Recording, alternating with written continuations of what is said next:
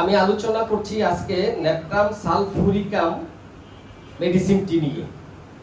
তো আজকে natrum সালফুরিকামের natrum সালফের আলোচনা একটু শুরুটা একটু ভিন্নভাবে উপস্থাপন করতে চাই। ন্যাট্রাম সালফকে চিনতে হলে যদি মনোযোগ দিয়ে শুনেন, পারলে লিখবেন, যে অনেকে লিখেন আমি দেখছি, তো যদি পারেন একটু মনোযোগ দেন তাইলে ন্যাট্রাম সালফকে খুব সহজে বুঝতে পারবেন। একটু আগে খুব ভালোভাবে আলোচনা করে গেছেন স্যার। তো ন্যাট্রাম সালফ একটি গভীর ক্রিয়াশীল ধাতুগত মেডিসিন। যেইখানে দেখবেন কথাটা লেখা থাকে গভীর ক্রিয়াশীল, এইখানে গভীর মনোযোগ লাগবে তাহলে আপনি মেডিসিন। আর যেখানে লেখা থাকে পলিক্রেস্ট, পলিক্রেস্ট বুঝেন তো, বহুল ব্যবহৃত, খুবই মনোযোগ লাগবে তখন। একবার যদি একজন লেকচার কম বেশ অনেক পরিশ্রম করে যে কিছু সংগ্রহ করে তথ্য, এই তথ্যটা যদি আপনারা চুম্বকের মতো নিতে পারেন, আটকাতে পারেন। আমাদের আগের যে লেখাপড়া করেছি 25 বছর 24 বছর আগে যেই সেমিনারগুলো শুনেছি, যেই বড় বড় পণ্ডিতদের, টিচারদের, স্যারদের লেকচার শুনেছি, যেগুলা ক্যাচ হয়েছে আজও এগুলা দিয়ে চিকিৎসা চালায়। এখন পরে মুখস্থ করতে মনে রাখতে পারি না। তো আপনারা একটু গভীর ক্রিয়াশীল মানে গভীরভাবে মনোযোগ দিতে হবে। একে ভালো করে বুঝতে হলে আর প্রেক্ষাপট ভালো করে জানতে হবে। 1658 খ্রিস্টাব্দে গ্লোবার একে আবিষ্কার করেন। প্রথমে গ্লোবার একে আবিষ্কার করেন 1658 খ্রিস্টাব্দে। এর জন্য একে গ্লোবার সল্টও বলা হয়।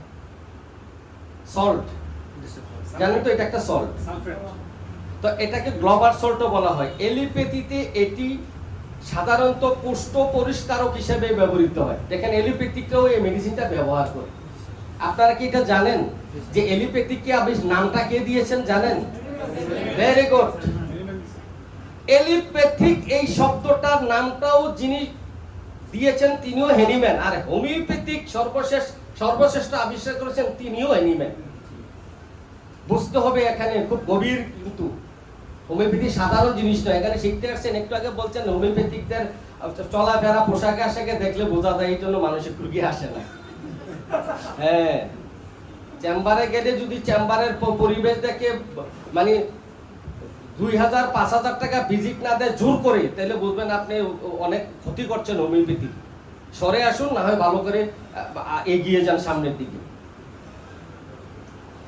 তো এই উনি এলিপ্যাথিক এটি কোষ্ঠ পরিষ্কারক হিসেবে ব্যবহার করেন। একে জলে ধাতুর বুঝেন, একটু আগে আলোচনা করে গেছেন, মানে জল মানে পানি। একে জল ধাতুর রোগীর ওষুধ হিসাবে পরিপূর্ণ করেছেন গ্লোবার। এ ধরনের ব্যক্তিরা জলা জায়গায় অসুস্থ হয়ে পড়ে, মানে ন্যাট্রাম সালফের রোগীরা জল জায়গায় অসুস্থ হয়ে পড়ে। সুসলার এই ওষুধটি নিয়ে অনেক গবেষণা করে কোষের মধ্যবর্তী স্থান থেকে জমা জল নিষ্কাশন অতি ধীরলয়ে হয় এবং তাতে শোধের অবস্থা হয়। সুসলার এই ওষুধটিকে নিয়ে অনেক গবেষণা করেছেন এবং এটিকে 12টি টিস্যু রেমেডি অন্তর্ভুক্ত করে। বায়োকেমিক এইটাকে অতি গবেষণার মাধ্যমে এই লবণ 12টি লবণ আপনারা জানেন তো, এই 12টি লবণ নিয়ে উনি 12টি বায়োকেমিক মেডিসিন আবিষ্কার করেন। মানব দেহতন্ত্রে এই লবণটির ক্রিয়ার বিভিন্ন কোষের মধ্যবর্তী স্থান হতে, এই জায়গাটাই মনোযোগ দরকার। এটা প্রেক্ষাপটটা জানতে এই জায়গা থেকে একটু মনোযোগ। মানব দেহতন্ত্রে এই ওষুধটি ক্রিয়ার বিভিন্ন কোষের মধ্যবর্তী স্থান থেকে জমা জল নিষ্কাশন অতি ধীরলয়ে হয় এবং তাতে শোথের মতো অবস্থা হয়। যাদের দেহে এরূপ অবস্থা থাকে তারা শীতল আর্দ্র আবহাওয়ায় জলা জায়গার ধারে, এমনকি জলা জায়গায় উৎপন্ন শাকসবজি খেলেও অসুস্থ হয়ে পড়ে। জলা বোঝেন? জলা আমরা কিন্তু আগে গ্রামে তো আমরা ওই জল জমে থাকে বর্ষাকালে, জলা বলতাম। জলাশয় জল কমে আসলে পরে মাছ ধরা হতো, এখন তো এগুলো নাই, ডুবায়। সোডিয়াম সালফেট, মনোযোগ, সোডিয়াম সালফেট ও সোডিয়াম ক্লোরাইড।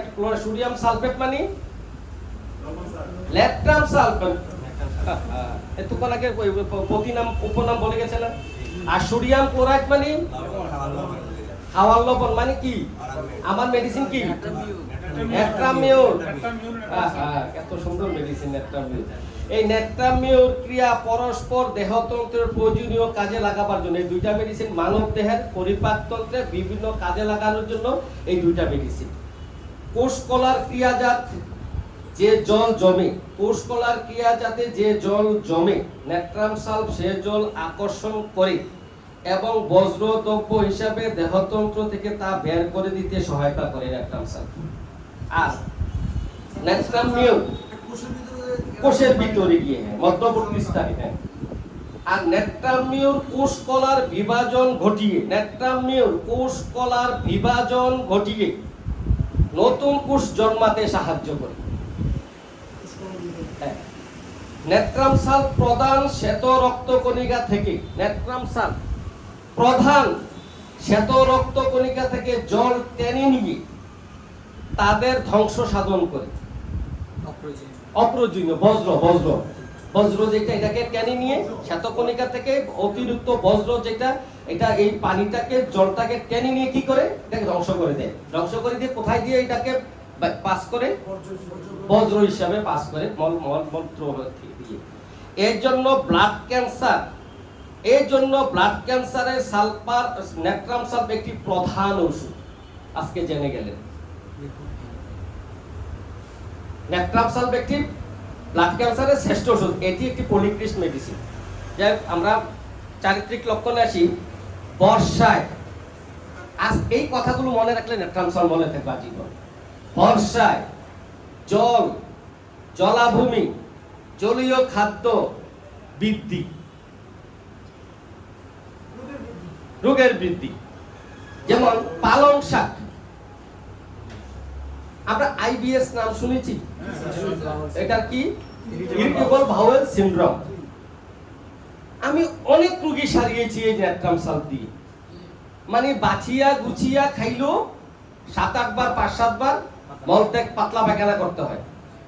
ভালো খাইলেও করতে হয়, খারাপ খাইলেও করতে হয়, মানে বেছে খাইলেও করতে হয়। তা এটাকে আমরা বলি কি ইরিটেবল বাউল সিনড্রোম, অর্থাৎ আইবিএস সংক্ষিপ্ত ভাবে।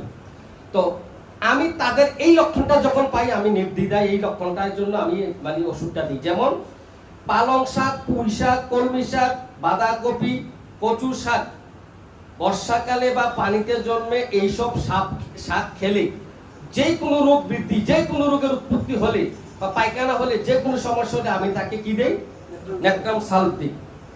স্বপ্নে জলাভূমি দেখে, একটু আগে বললেন সাঁতার কাটতে দেখে, এবং উড়ে যাওয়ার স্বপ্ন দেখে। উড়ে যাওয়ার স্বপ্ন দেখে অনেক ওষুধ আছে, বিশেষ করে উড়ে যাওয়ার স্বপ্ন দেখা হলো এটা কি সাইকোটিক মায়াজম। আমরা থুজাতেও পাই, আমরা বিভিন্ন মেডিসিনও আছে, বিভিন্ন মেডিসিনে আছে। বংশগত অধিকারে শিশুরা যখন হাঁপানি, নিউমোনিয়া ভোগে, ন্যাট্রাম সালফ একটি বিশেষ ভালো ওষুধ। খুব মনোযোগ। ভোরবেলায় ঘুম থেকে উঠে দাঁড়ালে মলত্যাগ, এটা বিশেষ লক্ষণ। কেউ বুঝে না, না বুঝেন, যারা প্র্যাকটিস করে তারা ঠিকই বুঝে গেছে।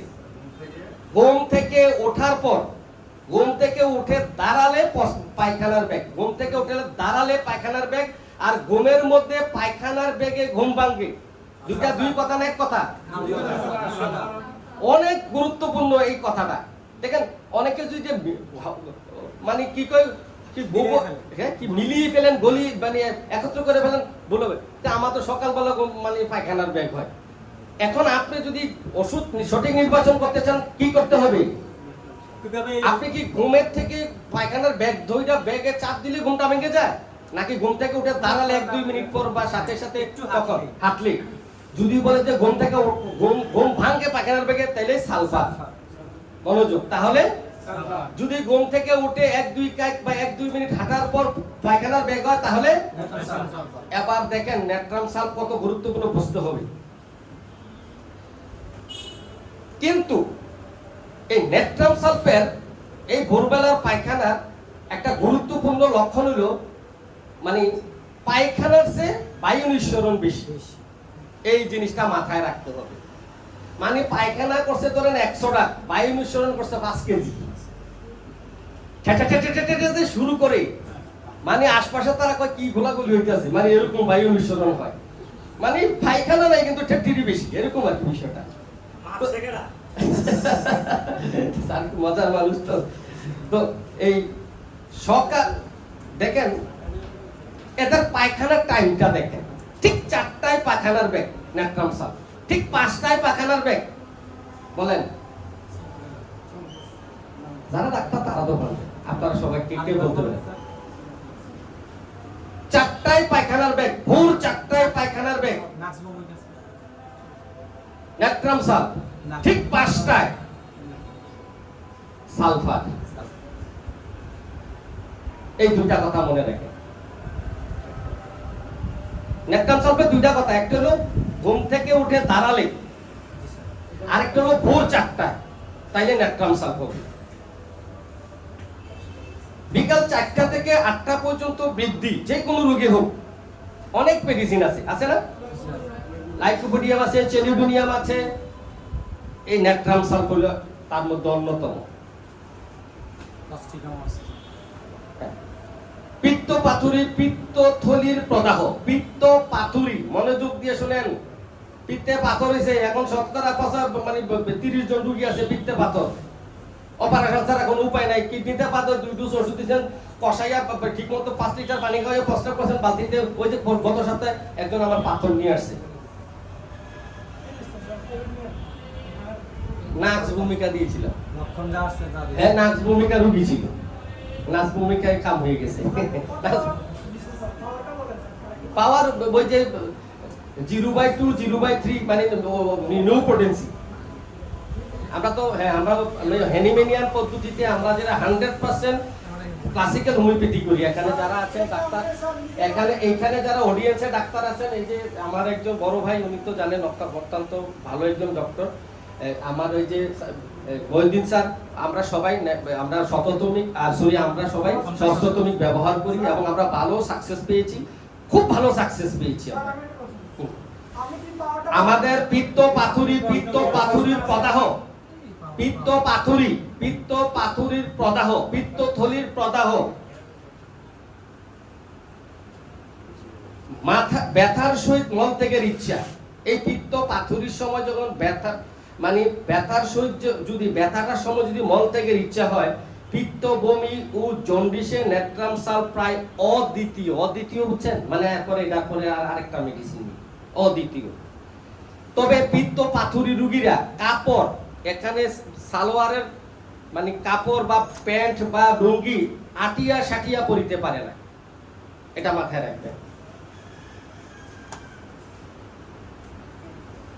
বাম পাশে শুতে পারে না, কিন্তু পেটের ব্যথায় বাম পাশে শিলে উপশম। যখন পেট ব্যথা করে, পেট ব্যথা দেখেন, পেটে যখন ব্যথা হয় আহারে উপশম। আছে না অনেক ওষুধ আহারে বৃদ্ধি পায়, কিন্তু ন্যাট্রাম সালফ আহারে খাবার খেলে পেট ব্যথা ভালো হয়ে যায়, উপশম। ম্যালেরিয়া জ্বরে ন্যাট্রাম সালফ শ্রেষ্ঠ ওষুধ। নখ পচিয়া যাওয়া, আঙ্গুল হারা, ঠান্ডা জলে উপশম ন্যাট্রাম সালফ।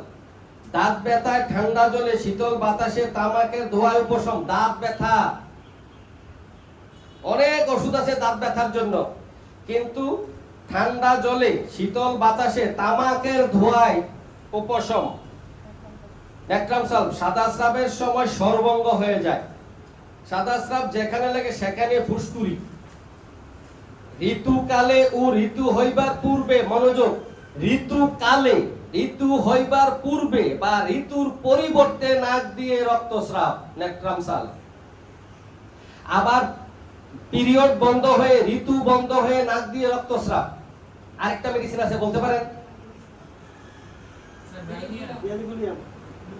ব্রাইনিয়াকে বলছেন? ভেরি গুড, মনে রাখবেন, একটা পরীক্ষিত ওষুধ আমার। পিরিয়ড বন্ধ হয়ে নাক দিয়ে রক্তপাত, ব্রায়োনিয়া। আর ন্যাট্রাম সালফের হচ্ছে ঋতুকালে ও ঋতু হইবার পূর্বে বা ঋতুর পরিবর্তে নাক দিয়ে রক্তস্রাব। এবং ঋতুকালে মাথা ব্যথা কেবলমাত্র সকালে চাপ চাপ ঋতুস্রাব, সেই সঙ্গে কুষ্ঠবদ্ধ বা উদ্রময় দেখা দেয়। আচিল যদি লক্ষণ মিলে ন্যাট্রাম সালফ একটা ভালো ওষুধ।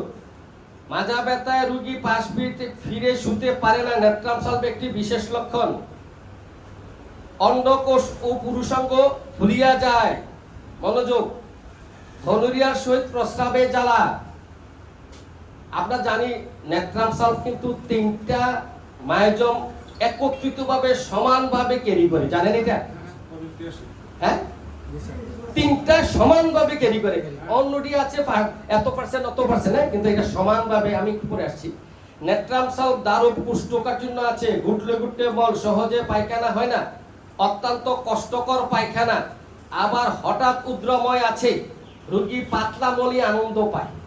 একটু আগে বলে গেছে না?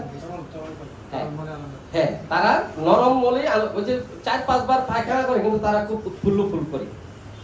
অ্যাপেন্ডিসাইটিস যদি লক্ষণ মিলে ন্যাট্রাম সালফ একটি ভালো ওষুধ। ক্ষুব্ধ হওয়ার পর জন্ডিস, ন্যাট্রাম সালফ এর বিশেষ ঔষধ। ক্ষুব্ধ রাগান্বিত হওয়ার পর জন্ডিস হলে। সদ্যজাত শিশুর নেবা, নেবা মানে কি? জন্ডিস। এক ডাকে সবাই বলতে পারছে, মাশাআল্লাহ। কারণ নেবা, এগুলা নেবা, এরপর আরো এটার নাম আছে অনেকগুলো, জন্ডিসের আরো অনেকগুলো নাম আছে। কামলা রোগ, কামাল্লা। তো এই যে দেখেন, এই যে সদ্যজাত শিশুর নেবা, নেবা মানে কি? জন্ডিস। কিন্তু আমরা প্রথমে কি দিয়ে শুরু করি? জন্ডিস, সদ্যজাত শিশুর যদি জন্ডিস দেখা দেয় একোনাইট দিয়ে শুরু করি। আমরা শুরুটা করি একোনাইট দিয়ে, এরপরে যে লক্ষণ আসে আর কি। বন্ধু বান্ধব গান বাজনা পছন্দ করে না, ন্যাট্রাম সালফ একদম অপছন্দ। কি গান? একটু আগে বলে গেছে, উগ্র গান। বন্ধু যখন বিয়া কইরা বউ লইয়া আমার বাড়ির সামনে দিয়া হাইটা যায়, বুকটা এই ধরনের উগ্র গান, ডিজে গান পছন্দ করে না। কথা বলার প্রতি বিতৃষ্ণা, এরা নিরবিচ্ছিন্ন ভাবে পরিবার থেকে নিরবিচ্ছিন্ন হয়ে পড়ে। ন্যাট্রাম সালফের রোগী পরিবার থেকে বিচ্ছিন্ন হয়ে পড়ে, এবং স্ত্রী সন্তান থেকে ওরা বিচ্ছিন্ন হয়ে পড়ে একটা সময়। রোগী আশাহীন, এদের মুখে হাসি নেই বললেই চলে, হাসি নেই বললেই চলে। উদ্বিগ্ন, দুঃখিত, মনমরা, অলস। দুঃখের ভাবটা উত্তেজিত অবস্থায় সকালে বাড়ে।